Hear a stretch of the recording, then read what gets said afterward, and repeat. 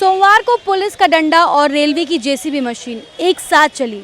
जी हां, freight corridor बनाने को लेकर लगातार तैयारियां की जा रही है और उसी की जद में धनबाद बैंक मोड़ ओवरब्रिज के ठीक नीचे भूली रेल लाइन पर करीब 40 से 50 ऐसे दुकान थे जिनको खाली करने को लेकर नोटिस दिया गया था। हालांकि नोटिस का जो ड्यूरेशन था वो काफ़ी शॉर्ट था, जिसके बाद यहां पर जेसीबी मशीन की ओर से जितने भी दुकान थे जो खाली किए गए थे, नहीं किए गए थे, उन तमाम दुकानों को ध्वस्त कर दिया गया। नतीजा हुआ कि करीब 40-50 साल से जो दुकानदार यहाँ पर अपनी रोजी रोटी चला रहे थे, जिनका घर इन दुकानों से चल रहा था, उन तमाम दुकानों को ध्वस्त कर दिया गया। इन लोगों को दुकान में से सामान हटाने का भी वक्त ना के बराबर मिला। जो लोग यहाँ पर मौजूद है, चलिए हम उनसे बातचीत करते हैं, जानने का प्रयास करते हैं कि कब उन्हें नोटिस मिला, क्या उन्हें पर्याप्त टाइम मिला और आगे इन लोगों की ओर से अब क्या योजना है रोजी रोटी को लेकर। आइए जो यहाँ पर पीड़ित हैं हम उन लोगों से बातचीत करते हैं, जानने का प्रयास करते हैं कि अब जैसे उनके दुकान टूट गए हैं, क्या परेशानी हो रही है, रोजी रोटी की क्या समस्या है। बताइए कि कब आपको इन्फॉर्मेशन मिला, किस तरह से आप लोगों का दुकान तोड़ा? तारीख का अलाउंस किया सर, और उसके अलाउंस किया तो हम दुकानदार लोग के बोले कि नहीं रुकेगा, से हटा लिए सामान उमान। तो सब लोग का सामान था बहुत सा, तो बोला नहीं एक हफ्ता तक टाइम ले लेंगे तो थोड़ा बिक जाएगा तो खोलने में ठीक रहेगा। तो उसके बाद में सब उसी में रहेगा। फिर विधायक इन गया संसद में गया, तो वहाँ गया तो वहाँ पर ही बोला कि ठीक है से 1 घंटा के बाद फिर आवो तो तुमको लोग का टाइम दिला देंगे। अब गया 1 घंटा के बाद तो फ़ोन से बोला कि हाँ जाओ, से तुम लोग का 15 रोज का टाइम मिल गया, 15 तारीख तक टाइम मिल गया। तो हम कहे चलो बेच उच के हम लोग खोल लेंगे। और उसका बिहान होके आ गया 10-11 बजे और एक से तोड़ना शुरू कर दिया। यहाँ आ गया, हमारा सारा सामान दुनिया भर था। कितनों गौर मिनती किए हैं कि सर नहीं आज भर रुक जाइए, तबीयत खराब था, ऐसे था, हम आज खाली करिए रहे हैं से हम एकदम सांझ ले खाली कर देंगे सर। फिर भी नहीं माना, कितनों कहें, कितनों रोवे गाँव गिराए, नहीं सुना और लास्ट में तोड़ दिया सबसे। कम से कम 40 बरस से था सर। हाँ जी, और कोई धंधा नहीं सर, कमाना खाना है। कुछ नहीं सर, कोई जवाब नहीं मिला। बोल रहे कि हम लोग का किसी तरह का कोई आश्वासन नहीं मिला, ना सांसद तरफ से, ना विधायक तरफ से, ना कोई मंत्री नेता नहीं। डायरेक्ट रेलवे वाला आए और हम लोग शनिवार को बोले थे दिन में आए, अनाउंस किए चारों पट्टी उधर इधर कि आप लोग का सोमवार को दुकान हटा लेना है। एक दिन का समय में कोई दुकान हटा पाएगा? संडे पड़ गया, संडे को ना शटर मिस्त्री मिला, ना बिजली मिस्त्री मिला। हम लोग खोजते रह गए दिन भर।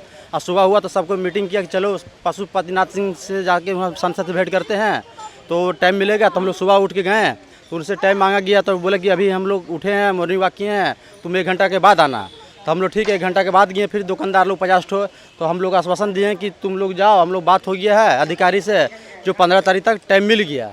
लेकिन हम लोग आए निश्चिंत हो गया कि अपना दुकान धीरे धीरे खोलेंगे, अब हटा लेंगे। 15 तारीख तक समय बहुत होता है कि आराम से सबको खाली कर लेंगे।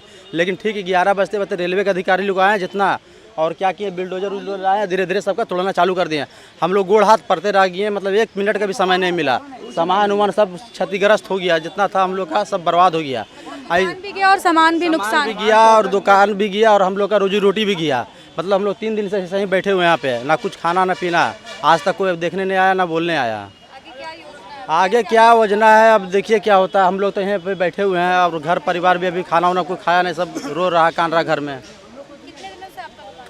यहाँ मोटा मोटी हम लोग दुकान 35-40 साल से था, उसे ही झोपड़ी उबड़ी बना कर रह रहे थे, उसी से सारा परिवार खा पी रहा था। अब सब खत्म हो गया, दुकान से 10 परिवार चल रहा था। 35-40 साल से लोग यहाँ रह रहे थे, कारोबार कर रहे थे, सब अपने कारोबार कर रहे थे। अचानक यहाँ पर आया 1 तारीख को अनाउंस किया गया कि 3 तारीख तक का टाइम दिया जा रहा है और 1 दिन में क्या होता है। अब तोड़ के ताके चले गए, वो सब लोग बेरोजगार हो गए। हम लोग पीएन सिंह के पास सांसद जो यहाँ के हैं वहाँ पे हम लोग गए थे, तो उन लोगों ने आश्वासन दिया कि जब 15 तारीख तक का टाइम दिया गया है और ऐसा कुछ हुआ नहीं। रेलवे का वो अधिकारी लोग आए और तोड़ ताड़ के वो चले गए। सारा काम, सारा सामान भी सब रह गया, फता रह गया, टूट गया सब सामान। सब तक का मौका नहीं मिला, सब सामान दुकान पे रह गए और सामान का नुकसान काफ़ी हो गया हम लोगों को। हाँ ये देखिए यहाँ पे 4-5 दुकान है, एक सैलून दुकान है, राशन दुकान है।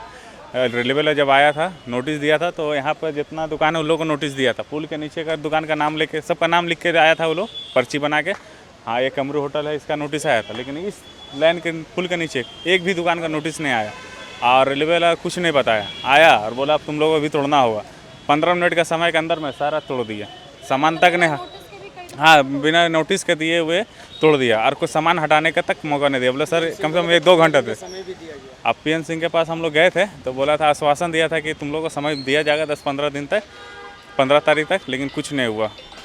इन लोग को जो टाइम दिया गया था तो टाइम से कम अपना हिसाब किताब ये लोग कुछ करते हैं, कहीं अपना ठिकाना बनाते हैं। अगर पीछे से ही बनते हुए आता तो ये लोग को एक समझ होता है कि चलो पीछे से बनते आ रहा है भाई, अपना अपना हटा लो। अभी गरीब लोग का इस तरह अचानक तोड़ दिया, सबका बर्बाद कर दिया। यानी चोरी चमारी अब तो कुछ भी हो सकता है। यानी गरीब है तो और गरीब हो जाओ, अब कटोरा लेकर रोड पर आ जाओ, नहीं तो चिंता ही करो। अब ये हालात हो गया। बताइए, मैं उधर बैठ के और रो रहा, उधर सामान सरिया रहा है, इस तरह बर्बादी, इसका कौन जिम्मेवार होगा?